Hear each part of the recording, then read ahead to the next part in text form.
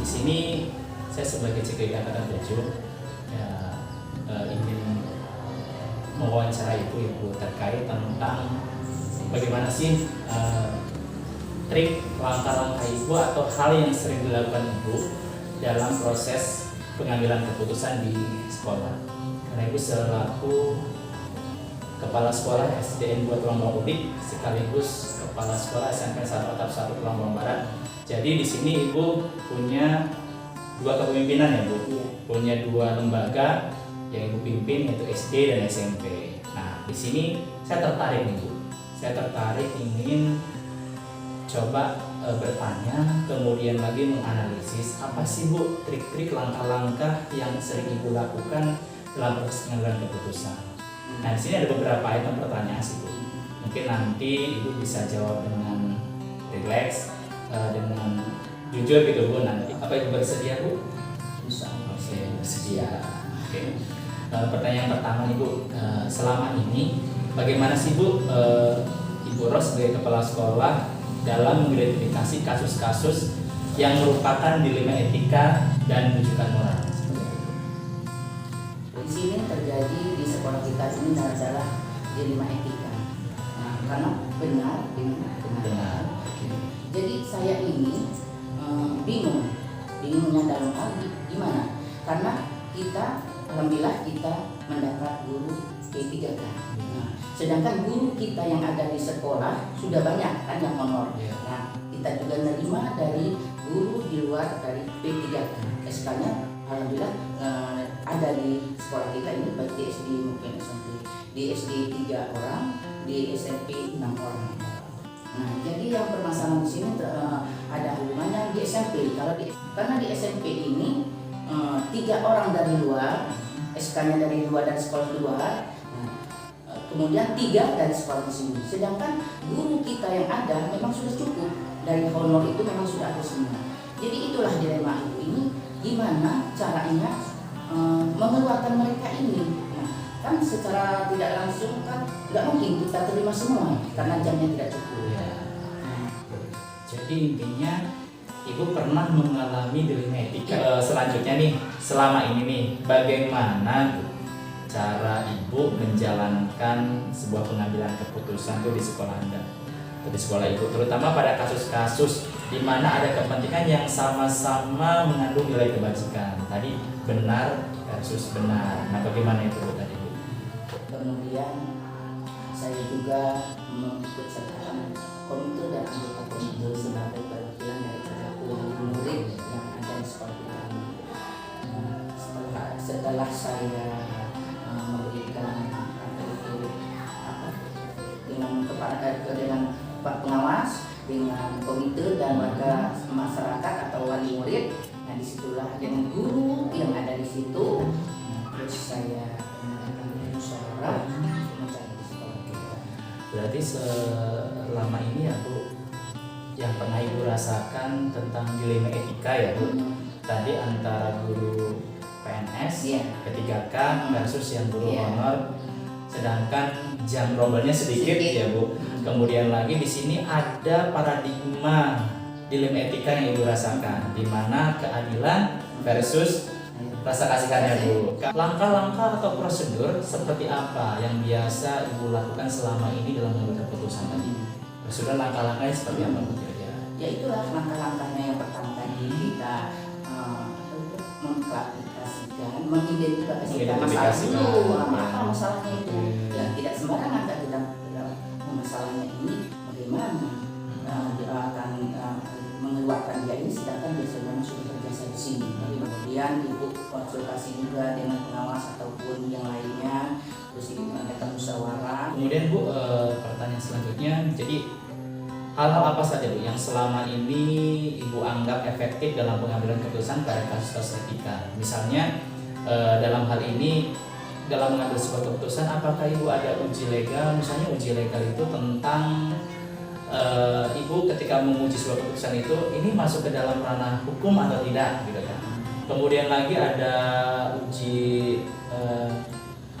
kode etik gitu kan, apakah ketika melakukan keputusan itu mereka itu melanggar kode etik atau tidak? Atau misalnya ada lagi misalnya uji intuisi ya perasaan ibu gitu kan, ibu selalu menggunakan hati nurani atau tidak dalam proses mengambil keputusan gitu. Kira-kira seperti apa? Iya sih, sebenarnya kita juga mengambil keputusan itu kita juga lihat hukumnya. Kalau kita melanggar hukum, walaupun itu benar, walaupun saya nggak tega, tetapi melanggar hukum ya nggak ibu laksanakan. Berarti ketika misalnya satu permasalahan itu melanggar hukum, berarti kan ibu sudah tidak memutuskan lagi masalah berkaitan dengan intuisi perasaan lagi, kasihan sebagainya enggak ya Bu? Oke. Kemudian selanjutnya Bu, hal-hal apa saja sih Bu yang selama ini merupakan tantangan Bu dalam pengambilan keputusan? Ada tantangan nggak sih Bu selama ini dalam mengambil keputusan Bu? Sudah pasti. Ya, kira-kira apa itu? Setiap masalah pasti ada tantangan. Tantangan itu yang ada yang pro, ada yang kontra. Kita kan katanya seolah-olah kita pilih kasih dengan yang baru, dengan yang lama. Ya, kemudian lagi Bu, apakah Ibu memiliki sebuah tata kelola atau jadwal tertentu Ibu ketika dalam menyelesaikan sebuah masalah? Misalnya apakah ketika ada masalah hari ini selesai atau nanti dulu saya buatin jadwal, pikir dulu gitu kan supaya lebih matang dan seperti apa? Saya Kalau untuk memutuskan saya tidak segampang memang benar sih perlu proses tepat, cuma harus dipikirkan dulu, dianalisa dulu baik benarnya, baik buruknya, kemudian. Berarti selama ini tetap dalam mengambil keputusan itu selalu memiliki jadwal ya, tapi tidak bertele-tele ya, tidak lama gitu ya. Ya, tidak cepat, tetap berpikir matang mengidentifikasi masalah. Oke, terus langsung terjadwal tapi tidak berlarut-larut ya. Jadi selanjutnya Bu nih, ketika Ibu mengambil sebuah keputusan Bu, ada nggak sih seseorang yang mempermudah atau pihak yang Ibu libatkan gitu dalam mengambil keputusan Ibu? Setiap mengambil keputusan yang Ibu lakukan seperti itu. Sebagai kakak saya, kakak itu perlu saya ini karena dia kan saya kalau saya tidak di tempat kan berarti wakil. Iya. Kemudian Bu, yang terakhir dari semua hal yang telah disampaikan, pembelajaran apa sih Bu yang Ibu dapatkan atau Ibu petik dari pengalaman Ibu dalam mengambil keputusan dilema etika ini? Pengalamannya itu sangat berharga betul. Termasuk diri ibu ini kan kepala sekolah baru. Ya. Ilmu yang sangat bermanfaat, ilmu yang sangat berharga, karena itu merupakan demi untuk perbaikan diri ya. Ini luar biasa sekali perbincangan kita hari ini. Jadi artinya ternyata setiap keputusan-keputusan yang Ibu ambil ini melalui tahapan-tahapan yang luar biasa ya Bu. Ibu tidak otoriter, tidak sembarangan, kemudian selalu melibatkan stakeholder tertentu, pihak-pihak yang memang berwenang. Yang pasti Ibu selalu mengutamakan paradigma berpikir tadi ya, pertimbangan-pertimbangan yang matang. Saya dari saya Bu ya. Sekali lagi saya mohon maaf ya Bu ketika ada pertanyaan yang memang tidak berkenan ya Bu, tapi terima kasih. Saya sudah mohon maaf ya Bu sudah mengganggu waktunya.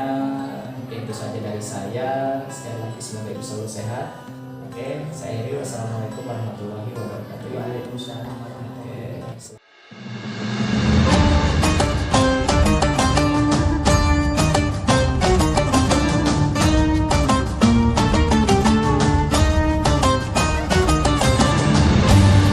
Assalamualaikum warahmatullahi wabarakatuh.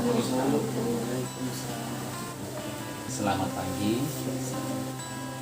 Perkenalkan Bu, saya dari JGP Angkatan 7, nama saya Wahmi.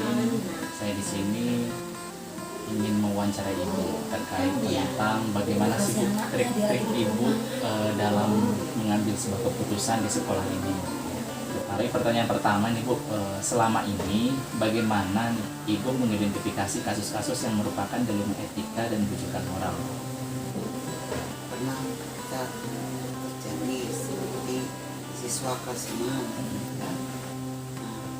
Seharusnya anak ini tidak lulus. Jadi dia itu memang dari kelas 1 itu sulit untuk diajar pengertiannya untuk membaca, menulis. Jadi kemampuan dengan kawan-kawan di sekolah ini, mana anak yang masih belum bisa membaca tadi menulis, kita bimbel di sekolah, kita berjingga simpulan yang kita luruskan dengan nilainya. Jadi itu dilema etika yang pernah dihadapi ya.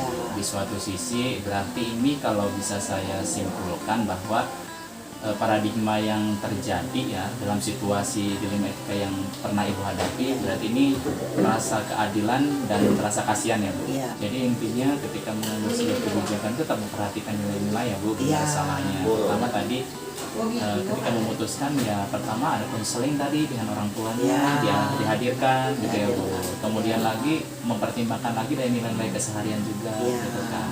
Iya. Jadi artinya bahwa Ibu menerapkan prinsip-prinsip untuk kepentingan yang tadi terkait nilai-nilai kebajikan.